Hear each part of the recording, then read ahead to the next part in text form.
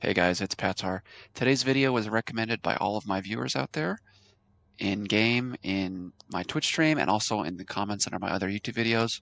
So we're finally getting around to it. It's time for my Lightsmith Holy Paladin PVP guide. The format of this video is going to be similar to the main guide that I made for Holy Paladins at the beginning of the season, and you can find a link to that as well as my written guide in the description below. But we're going to go through the hero talents of the Lightsmith playstyle, some priorities for statting out your character in terms of gear, talk about the playstyle differences between Lightsmith Holy Paladin versus Herald of the Sun Holy Paladin, which is the more common pick, and then finally get into some arena commentaries where I can show you the strengths and weaknesses of the Lightsmith Holy Paladin build. Before we get started, I want to refer everybody once again to my lovely Holy Paladin guide here. I have, it's a written guide, it's a Google Doc. I've recently updated it to include a lot of descriptions and tips on the Lightsmith talents and the playstyle. And so you can find the link to that once again in the video, in the description of this video below. But with that, we're ready to dive into the guide. So let's get started. First things first, let's talk about the Lightsmith talents. The first thing I want to point out is that the class and spec talents for the Lightsmith playstyle are largely the same as what you would use for Herald of the Sun, with a few modifications that you might be able to make. For one, as I'll get into in a minute, there's a few synergies between the Lightsmith talents and the Melee Wings playstyle. And so if you wanted to go from what I have shown right now, which is my traditional Wings playstyle, and you wanted to play Melee Wings, all you'd have to do is take these two talents that are corresponding to Tyr's Deliverance and just put them into Truth Prevails and Crusader's Might. And these give you a couple of interactions with Judgment and Crusader Strike to fit the Melee Wings playstyle. But most of the time, I'm playing regular Wings with Lightsmith, so let's talk about that first. So the way that Lightsmith works, it revolves around this ability Holy Armaments. So unlike Herald of the Sun, where you have no new active abilities and it's kind of just a bunch of passives baked into your normal kit, Lightsmith is different in that you have a new active ability. You're going to need a new keybind to get these armaments out there. What these armaments do is I kind of view it as a miniature Blessing of Summer, in that you have two different buffs that you can give out to your allies that will rotate back and forth on a 1 minute cooldown. So you can read the description on screen here. There's two buffs. You're going to start off with Holy Bulwark, which puts an absorb shield on your ally that ticks up for an additional 2% of your maximum HP every 2 seconds. That lasts 20 seconds. And then once you use your shield, it swaps to the Sacred Weapon, or I'll commonly just refer to this on stream as the Sword. So when you have the Sword, your spells and abilities have a chance to deal additional holy damage or healing. So this is kind of like an additional proc effect. And when you have some extra interactions when hitting one target versus multiple target. That's not too important, but basically you're going to get some pure defensive benefit out of the Holy Bulwark and some offensive and deviative benefit out of the Sacred Weapon. So moving down in the tree, another key feature of the Lightsmith playstyle is you have these weapon imbues. What these do are, depends on the one that you take. I tend to play with the one on the left here, which is the Rite of Sanctification, just because it gives you some primary stats. You get an extra 2% intellect if you're playing this one. And the other one is increases your stamina, and it also gives you another chance to do some, small amount of healing when you spend Holy Power. So they're both pretty good. The healing from this one is decent. This one just gives you main stat. I just kind of default to main stat if things are close, so I play with this one. Going down this side of the tree, this talent, Laying Down Arms, is actually pretty good. What it does is when an armament fades from you, so that's, after this 20 seconds is up and the buff falls off, you get a reduced cooldown on Lay on Hands, and you also get Infusion of Light. So this is a cool talent for a couple reasons. One is the free Infusions of Light allow you to play with some other stats. You don't need a super prioritized crit to get those Infusion of Light procs. So you're getting those for free, which is really nice, especially if you're playing Inflorescence of the Sunwell, which gives you, so every time that the armament would fade, you would then get 2 charges of infusion due to this talent and this talent. synergizing in that way. Another interesting synergy is this cooldown reduction on lay on hands. So we have another talent in the class tree called Tyrion's Devotion, and this is whenever you spend Holy Power, you get a few seconds of CDR and lay on hands. So I'm not playing it right now because I was just coming off of a shuffle game, but this is really good in threes because you're going to get CDR every time you spend Holy Power, and then anytime you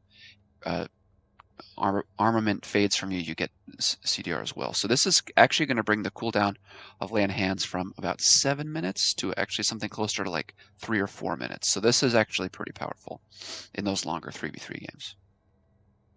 This one's just okay, I would say. The effect of your active aura is increased by 33% on targets with your armaments.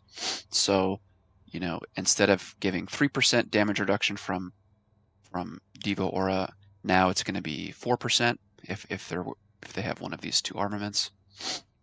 The middle tree provides some kind of quality of life benefits. So this first talent, Solidarity, is hugely important to how the spec plays. When you bestow an armament upon an ally, you also gain its benefits, and vice versa. So this is great because whenever you put an armament on an ally, you just get the benefit yourself. So this is important because now you don't have to choose between putting on yourself or an ally. You'll always get both benefits. It's still recommended to use the armament on the target that you want, which might be yourself, and then if you put it on someone else, you'll always get it on yourself. And if you need to, heal yourself and give yourself the buff, it'll just go on a random injured ally. This is a choice node, and the two options that you have, this one, Divine Inspiration, this gives you a chance to proc a Holy Armament for a nearby ally, and this one gives you just some flat cooldown reduction on Holy Armaments. Now, initially, I was very intrigued by the idea of getting, a reduced cooldown on Holy Armaments, but the proc rate of this one is so strong that this actually just gives you so much more uptime on your shields and your swords, so I tend to play with this one. Moving down, we have Valiance. This is Consuming Infusion of Light, reduces the cooldown of Holy Armaments by 3 seconds. So again, you're getting free infusions when they fade, and then when you consume the infusions, it reduces the cooldown on them. So it's really important in the playstyle, as we'll talk in a minute, to be consuming those infusions whenever you can, so that you can use these armaments as much as possible. The right side of the tree has some really interesting talents. One of the choice nodes up here, we have Divine Guidance or Blessed Assurance. Divine Guidance introduces Consecrate as a way to heal or do damage in an actually significant way. And basically, whenever you cast Holy Power, it ramps up this buff that increases the damage or healing of your next Consecrate, and it stacks up to 5 times. So you can spend 5 Holy Power abilities, and if you press Consecrate, this usually amounts to, on the order of like 1 million to 2 million HP or so. So I find this really useful in managing my Light of the Martyr heal absorb on myself, because I'm spending Holy Power on my allies, healing them. I'm building up a nice heal absorb that I have to deal with somehow, and I can just press Consecrate 1 global, and usually that takes care of it. This one, Blessed Assurance, has more synergy with the Melee Wings playstyle. So what it does is whenever you cast a Holy Power ability, the damage of your next Crusader Strike increases by a lot. Now, this has different modifiers in PvP, but basically what this means is when you're in Melee Wings and you're pressing Crusader Strike to heal, then whenever you have enough Holy Power, you want to spend it on a Word of Glory, and then your next Crusader Strike is going to do more damage and therefore more healing with the Melee Wings. So basically, this is the pick for regular wings, and this is the pick for Melee Wings. Now, this next node provides a lot of the power of Lightsmith right now. These two nodes were added in the 11.0.5 patch, and they've really brought up the stonks of the Lightsmith tree. So we'll quickly talk about these. Authoritative Rebuke. Basically, you get some CDR on your interrupt whenever you successfully land your kick. This is not so important for us because Tempered in Battle is secretly, or maybe not so secretly, OP. So there's 2 parts to Tempered in Battle. The first part, when you're wielding a Holy Bulwark, that's the shield, and you do some overhealing, that overhealing gets transferred. But the second part is really what we're interested in. So what this does is when you're wielding the Sacred Weapon, that's the sword, and you drop below 40% health, your ally with the sword and yourself redistribute health immediately and every 1 second for 4 seconds. So this is huge because what it does is it's basically a two-person spirit link effect, and and there's no internal cooldown. So if your health keeps dropping below 40, then it will keep proccing. And so this is a way to do a lot of healing, but you're also going to be taking a lot of damage from this. You know, you're literally just donating your HP to your ally or vice versa. So we'll get into this, the ins and outs of this a little bit in later parts of the video, but this is a huge part of why Lightsmith is so good right now. Moving on, we have Hammer and Anvil. This gives your Judgment critical strikes a ton of healing, and you know this got buffed a lot in the recent patch as well. And so whenever you're getting a judge with crit, you really see the HP bars move. So this is a super cool talent. Finally, our capstone, Blessing of the Forge. Whenever you press Avenging Wrath, including your Avenging Wrath with Awakening and Melee Wings, you summon an additional sacred weapon. So, and you get some extra buffs when you spend Holy Power, but that's not, again, so important because we're generally not denouncing or pressing Shield of the Righteous in PvP too much. But this is good, again, because when we're throwing out sacred weapons, we're getting some extra healing from up here. But more importantly, we're able to proc Tempered in Battle more, which is that Spirit Link effect. So this is really, really huge. It's another reason why the Melee Wings playstyle synergizes with Lightsmith, because you know Melee Wings has a 1 minute cooldown, so it's another way to get a sword on an ally in your Wings window. So it's really, really nice. That covers it for my summary of the Lightsmith talents. I hope this explanation was helpful. Coming up next in the video, we're going to talk about stat priorities, so stay tuned for that. This section is going to be a little brief. It's talking about the stat priority that you should use for Lightsmith Holy Paladin PvP. Now, this has been a topic of debate amongst myself and some other Holy Paladins and people in my stream, but I'm just going to give you my take and, you know, do with that what you will. My thinking when I first started playing Lightsmith was I'm just going to play Melee Wings, and, you know, so I just spec'd out my character for haste. You can see on this character, this is my highest Lightsmith Paladin. I've got haste in a lot of pieces, you know, crafted helmet, haste verse. I've got haste on other pieces in my tier set. I've got a haste crafted ring, haste trinket, etc., etc. But as I kept playing, I moved more towards the regular Wings playstyle, still playing Lightsmith, and I found that I really liked having the high haste, and there's a few reasons why that's the case. One is the Lightsmith spec in general is very GCD starved. That means that your global cooldowns, you know, there's a lot of competition between what spells you should press when your global cooldown is up. For example, in a given opener, you know, you're going to have to get your tiers up. You might have to put a shield on one person, a sword on another person, you know, maybe press your Blessing of Summer, get your Berry of Faith going, start casting some Holy Shocks. So the preamble to actually doing your healing is pressing a lot of different spells. So your ramp time to do effective HPS is a bit higher, and so I find that whenever you have the higher haste, it becomes a bit easier. So you can see my stats here in PvP on this character.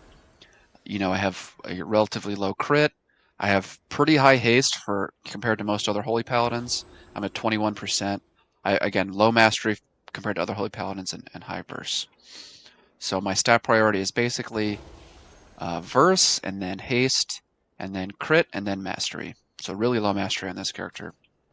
But I will say on my other Paladins that have other stat priorities, I've also played Lightsmith with high mastery, with high crit, with a balance of stats, and they all feel great. So no matter what your character stats are, I think you can find success playing Lightsmith. This character that I happen to have as like my Lightsmith Pally just happens to have high haste, and I kind of like it as you know, a difference in playstyle. But play the stats you want. It's not going to hold you back. You know, this for a time, this guy was my highest rated Paladin in Shuffle period. You know, I managed to get in the top 10 for a little bit. So it's the stats aren't going to hold you back. I think haste feels great, but it's really not too big of a difference. Just find the stat balance that you like. But if you're interested, You know, I'm going to link you in the description of this video all of the armories for all my different paladins. You can see what gear I'm using. So if you want to just copy and paste, you can do that. No problem at all. Again, you can see this guy's just got a ton of haste everywhere. That makes my GCDs really smooth, which is nice for this GCD starp spec. Coming up next, we're going to do some commentary on playstyle. Okay, now let's discuss some of the differences in playstyle between Herald of the Sun and Lightsmith for Holy Paladin in PvP. So, Herald of the Sun in PvP has the advantage of everything that it does is totally baked into the kit of Holy Paladin, and all that it does really is just kind of add some free HPS in the forms of buffed Wog, buffed Holy Shocks, and some extra heal over time effects. Lightsmith is a little bit different, and to get the most value of it, you are going to have to change how you play just a little bit. So, going back to these talents, let's keep in mind what we have going on here. So, we have two important holy armaments that we'll be throwing out on our allies. We have the shield.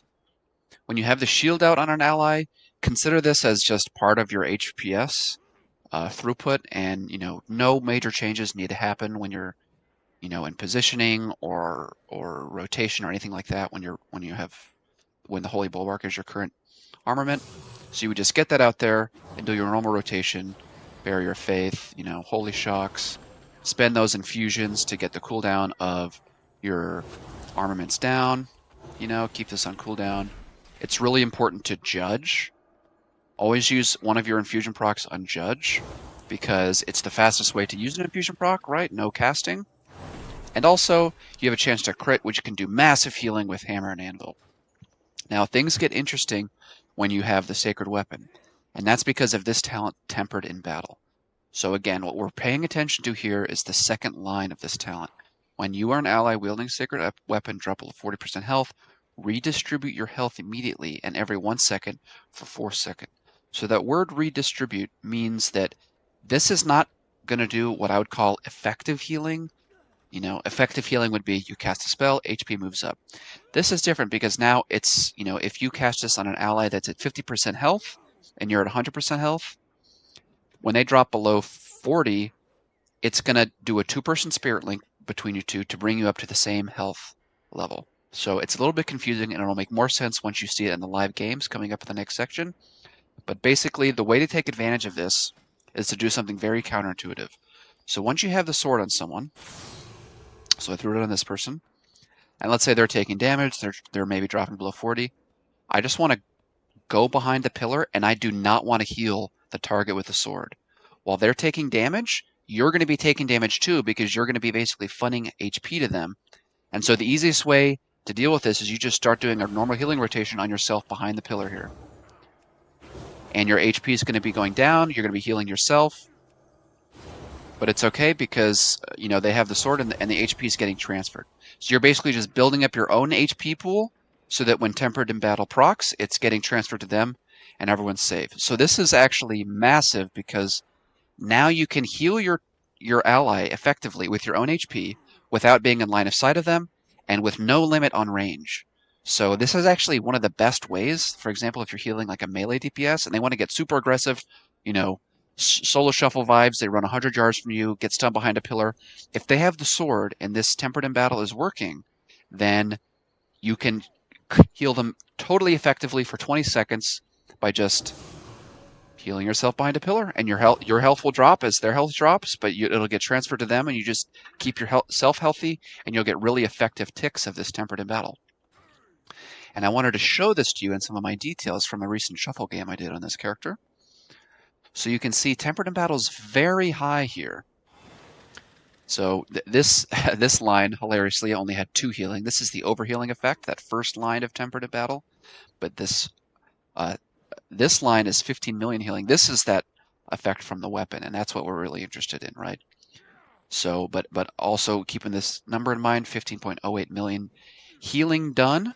If we go to damage taken, that's exactly how much damage that was taken by me and sometimes some of my allies to do that healing. So that's why it's not considered effective healing, because for every tick of HP that I have, or that happens for, healing wise for this thing, I'm taking that damage. So I'm just trading HP.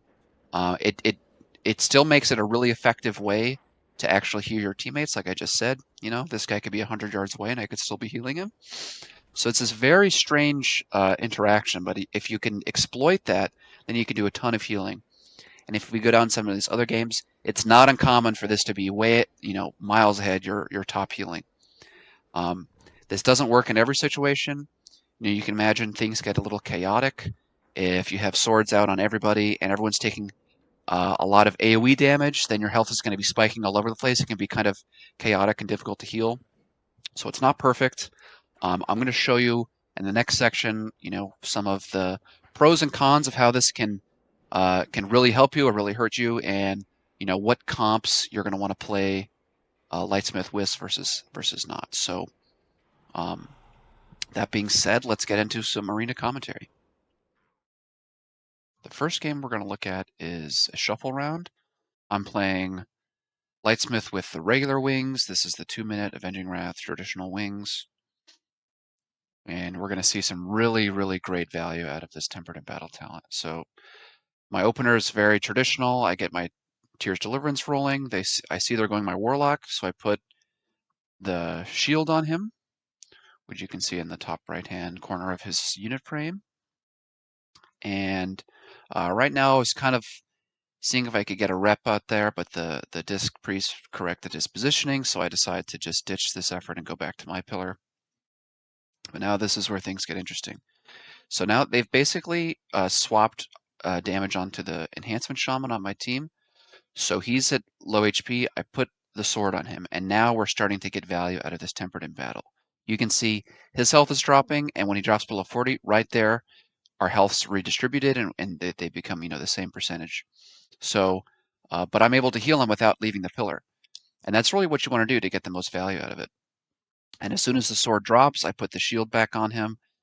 And now I just have a normal healing rotation. I try to keep his HP as high as possible.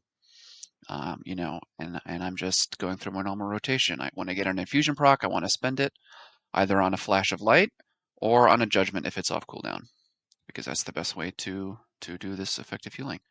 So I end up proccing a sword on the shaman again. It's super lucky.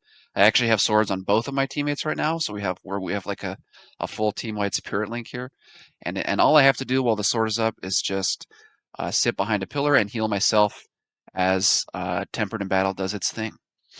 He's running away from me, so I get back after him and throw another sword on him, and then I'm just right back to the pillar, spamming good old flash, keeping myself topped up so that I can, transfer my HP to him as his health drops.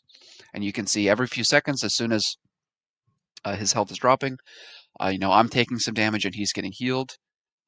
Probably no one in this shuffle lobby has any idea what's going on because I'm just behind a pillar healing myself, and my shaman's, getting healed somehow.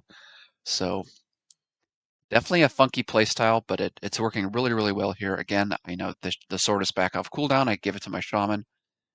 And, actually the shield is a nice absorb, but in this game, I'm getting way more value out of the Tempered in Battle with the weapon. And again, as soon as it fades, I have the bulwark loaded up that I immediately put on him. Start taking a little bit too much damage here, so I bubble and lay on hands him. Game's going our way. I get a rep, a hodge, and the game's over. And so in this game, we got a ton of value out of Tempered in Battle. And I showed it there for a second on details. It's my number one healing by a mile in this situation. So, and again, you're probably not going to get, most games are not going to go this way, but I ended up proccing a lot of swords on the shaman. And so as soon as I see that, I just, retreat back to the pillar, normal healing rotation on myself, and you can do some really, really effective high HPS on your teammate. Next up's another shuffle round. This time I'm playing melee wings with the Lightsmith build. And I chose to do melee wings here just because besides the enemy healer, everyone here is melee, so I should always have a target to hit off of. That's an important thing to think about. You never want to play melee wings if you're playing against like mages and hunters and things like that, because you won't be able to connect. I judge off the strangulate there. I already shielded my warrior. And now that I've already come off CC, I press wings, and I'm just doing my melee wings rotation, which is prioritize Crusader Strike. When you have Holy Power, use it on Wog, and then Crusader Strike again right after that. And you can say I'm up to 1.5 million HPS. You can do massive healing here. I'm proccing weapons on everybody. But now that melee wings is off cooldown, I actually want to like sort of get out of the fray here. So I trinket that maim stun, and I'm going back to my normal Holy Paladin healing priorities. You know, keep Holy Shock on CD, use my infusion procs, etc., etc. Quick donate to precog, happens to the best of us. And I'm just waiting for wings to come back off cooldown. Crucially, when you're playing melee wings, you do not want to, since you're going to be exposed to CC in melee range, you don't want to press it when you're on DR for a lot of things. So now you can see I'm on almost full stun DR. I wait to make sure that the Feral's not cloning me, and then I press wings again. And so now I'm back in the fray, doing some melee healing, getting as many Crusader Strikes off as possible, and then it's ending, so I need to run away again. So melee wings is really all about this kind of push and pull playstyle as best as you can. You want to be in the fight in melee range when you have your wings, but otherwise you want to be back and be playing like a normal healer in arena. I get my my mini wings, as I call it. This is from my awakening stacks, being up to 15. It doesn't last too long, so I don't have wings, so I need to get out of here. I'm in a lot of danger. Now I put the weapon on the DK so that everyone has a weapon. We almost win the game there. Coming off forbearance here, so I'm a little scared of this Feral right now, but I get a Hodge. That should get me through the end of this forbearance cooldown. I have to lay my warrior because he's getting a bit low and he doesn't have anything besides rally. But now my wings is coming back on cooldown. I press it, and this Feral actually ends up stunning me on it, so I just immediately bop, and I just start doing my healing rotation. So I'm getting Crusader Strikes, I'm wogging when I have Holy Power, and then I just step back as it's ending, and do my Divine Toll, my normal rotation here. That's pretty much it for the melee playstyle here. We end up winning the game when I'm in this maim, just we were able to outtrade them. Melee Wings does a lot of healing. You just have to get comfortable with the pushing in to do your healing there. And you can see here in this details breakdown, Avenging Crusader, that's the Melee Wings heal. So you can see this is very different from a Herald of the Sun healing breakdown.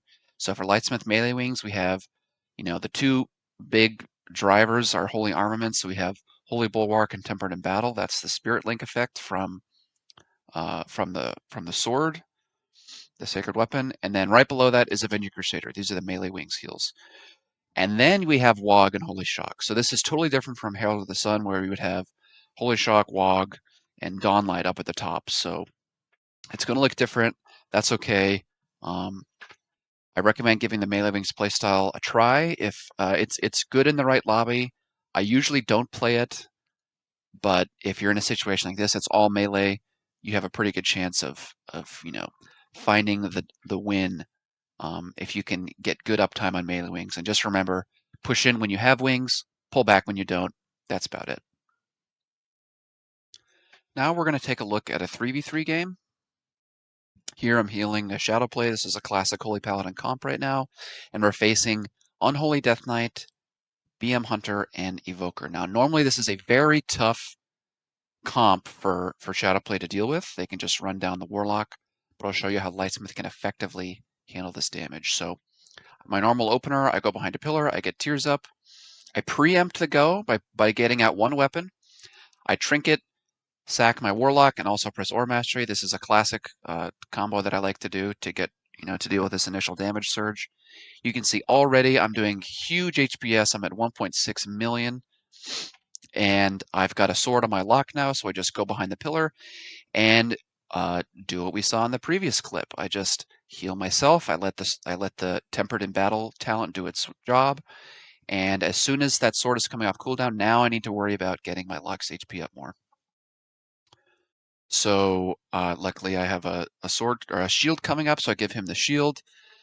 He dark packs as well. This should help us kind of stabilize here.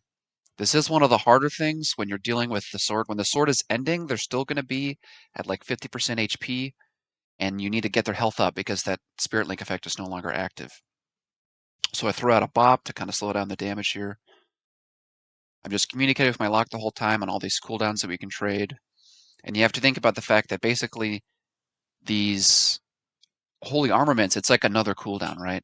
Something that like a two-person Spirit Link is extremely powerful, so you want to treat that as another cooldown. Here I don't have trinkets, so I call for swap for my Shadow Priest. We get a nice swap here. Land the Hodge on the healer. And I notice that I have the sword coming up, so I go behind the pillar, I recast Tears, and I get the sword up. And now we're going to see something very interesting. So the Hunter's Trap is coming off cooldown, and he ends up landing it. It's the Diamond Ice Trap. So now pay attention to this. My lock is getting healed by the Tempered in battle, but I'm not taking damage from it. That's because I was in the Diamond Ice Trap, which means your health cannot move, you can't take damage, you can't be healed, etc. So you get totally free healing off of Tempered in battle when you're in that that Diamond Ice Trap. The same thing happens with Cyclone. So this is a nice way to deal with the Hunter Trap. So this is another reason why I really like Lightsmith into Hunters, because it's a way to kind of counter the Diamond Ice Trap, which is, beforehand uncounterable. I do it again. I preempt the trap by putting a sword on my Warlock. He's taking damage. I'm not taking damage, so I actually like almost fully heal him while I'm in the trap, pressing no buttons. So it's kind of an insane interaction that you can exploit with the Lightsmith build to do a ton of healing. But now we're in the scary moments of this build, and that's when you don't have your any weapons out. So the shield's about to drop off my lock, and I have 30 seconds until I can do any healing, until I get any armament back off cooldown. So we're a little scared, but at this point we've out traded the enemy team. The Devoker has nothing, and we land the kill. The last game that we're going to analyze today is, again, I'm playing Shadowplay. The enemy team is Ret War Fistweaver. And I'm going to talk through how Lightsmith is doing here, including some of the drawbacks and mistakes that you can make, which I happen to make in this game. So, normal game, I get my Tears up. I don't end up preempting the go by shielding him, but it doesn't. My lock is doing some good kiting, so I end up shielding him to start off the game. And the shield is doing its job. It's providing a little bit of HPS, and I'm trying to heal through it.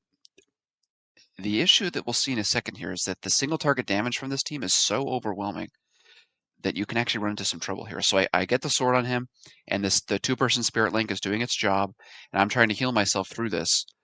But it's again, the damage is just so high that I can't even top myself up through it. So I in hindsight probably should have wings to top myself up there, but I end up having to overtrade here. So now I have to trinket, I have to sack, I have to wings. So I end up pressing just too many buttons here because I wasn't able to keep my own HP up from that Spirit Link health transfer. So I give him a shield. It's still not enough, so I have to lay on hand. So we're just falling really, really far behind because I'm not making the right trades here.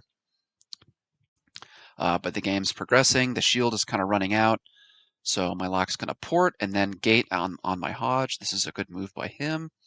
I follow him in the gate, and the healer dispels, so I go around and I Hodge the Ret so that he has to trinket out of that. I get my Tears up just in the nick of time. He's off Forbearance, and I got a little scared, so I bopped him. But now we're going to see a critical mistake that I make here in a few seconds. They shatter off the bop, and I'm stunned. I call for a swap for my SP. He ends up getting it. We get a really high-value swap here. Now at this point, I'm going to pause it.